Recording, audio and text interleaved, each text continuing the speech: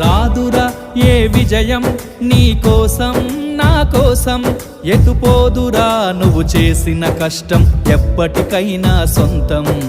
కాలంతో పయనించే వాడికి కానిది ఏముంది, సాధనతోనే సాధ్యమవ్వునని సదాశయంతో సాగర ముందుకు. రాదురా ఏ విజయం నీ కోసం నా కోసం, ఎటుపోదురా నువ్వు చేసిన కష్టం ఎప్పటికైనా సొంతం.